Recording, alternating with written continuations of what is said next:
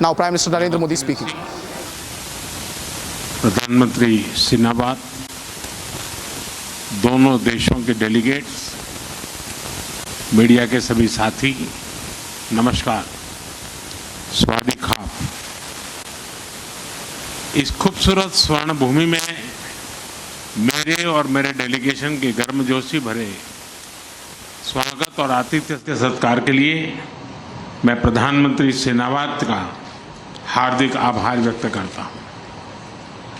28 मार्च को आए भूकंप में हुई जनहानि के लिए मैं भारत के लोगों की ओर से गहरी संवेदनाएं प्रकट करता हूं और हम घायल हुए लोगों के शीघ्र स्वस्थ होने की कामना करते हैं।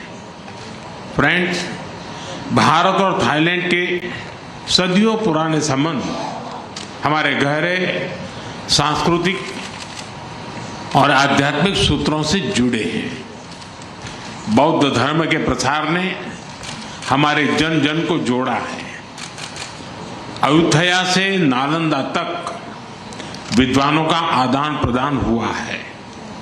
रामायण की कथा थाई लोक जीवन में रची बसी है और संस्कृत पाली के प्रभाव आज भी भाषाओं और परंपराओं में झलकते हैं।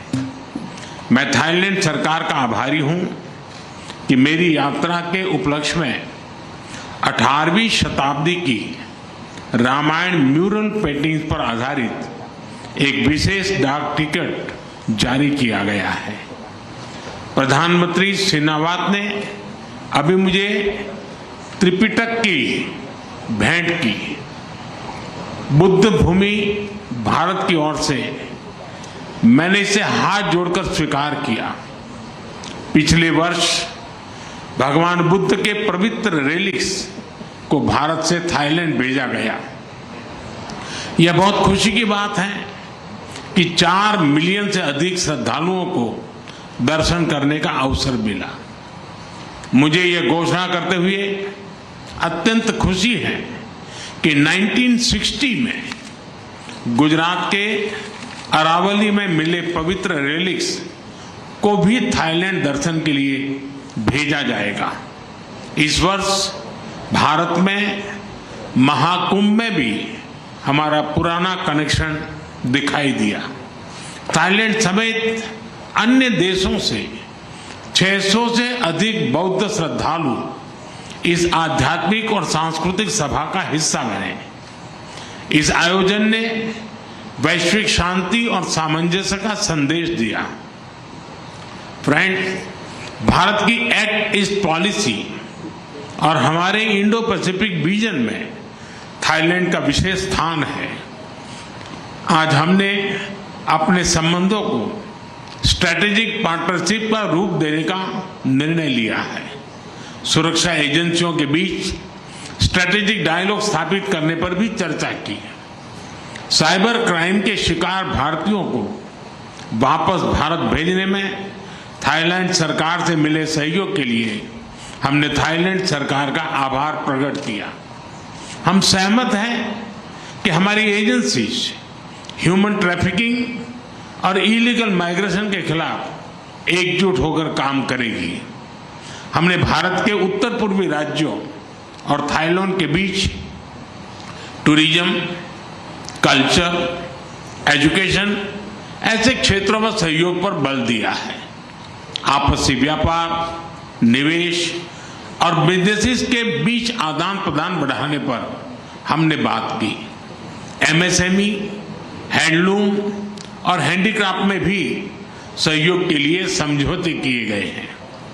Renewable energy, digital technology, e vehicle, robotics, space, biotechnology और स्टार्टअप में सहयोग को बढ़ाने का हमने निर्णय लिया है। फिजिकल कनेक्टिविटी के साथ साथ दोनों देशों के बीच फिनटेक कनेक्टिविटी बढ़ाने पर भी काम किया जाएगा। पीपल टू पीपल एक्सचेंजेस को बढ़ावा देने के उद्देश्य से भारत ने थाई पर्यटकों के लिए फ्री ई वीजा सुविधा देनी शुरू कर दी है। फ्रेंड्स, आसियान भारत का कॉम्प्रिहेंसिव स्ट्रेटेजिक पार्टनर है। और इस क्षेत्र में मैरीटाइम पड़ोसी देशों के नाते क्षेत्रीय शांति, स्थिरता और समृद्धि में हमारे साझा हित है। भारत आसियान यूनिटी और आसियान सेंट्रलिटी का पूर्ण समर्थन करता है। इंडो पैसिफिक में free, open, inclusive and rule based order का हम दोनों समर्थन करते हैं। हम विस्तारवाद नहीं, विकासवाद की नीति में विश्वास रखते हैं। इंडो पैसिफिक ओशंस इनिशिएटिव के मैरीटाइम इकोलॉजी पिलर को लीड करने के लिए थाईलैंड के निर्णय का हम स्वागत करते हैं। फ्रेंड्स, कल बिम्स्टेक समिट में भाग लेने के लिए मैं उत्सुक हूं। थाईलैंड की अध्यक्षता में इस फोरम के अंतर्गत क्षेत्रीय सहयोग को नई गति मिली है।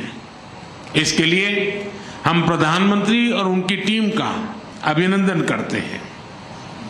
एक्सेलेंसी, एक बार फिर स्वागत और सम्मान के लिए मैं आपका धन्यवाद करता हूं और त्रिपिटका की भेंट के लिए आपका विशेष रूप से आभार प्रकट करता हूं। बहुत बहुत धन्यवाद। खाप खून खाप।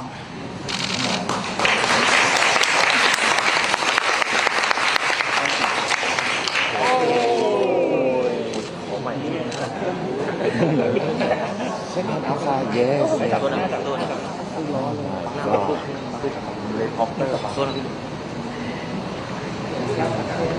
Okay.